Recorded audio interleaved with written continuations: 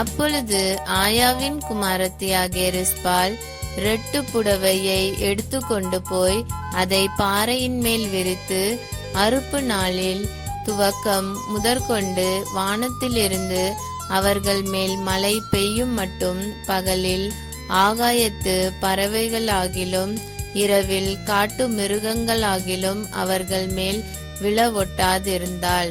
2 Samuel 21:10. ஒரு சிறிய Bible கதை கேட்போம்.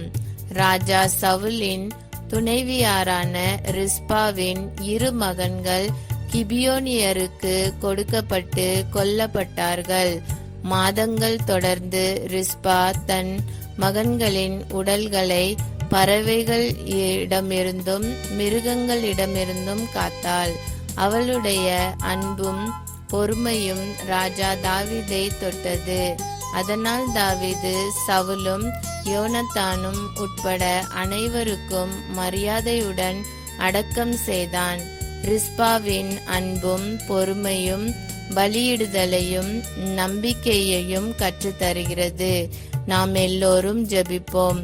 அன்பின் பரலோக பிதாவே, ரிஸ்பாவை போல உறுதியும் அன்பும் நிறைந்த இருதயத்தை எனக்கு தாரும். கஷ்டங்களிலும் கூட விசுவாசமாக இருக்க சக்தி தாரும்.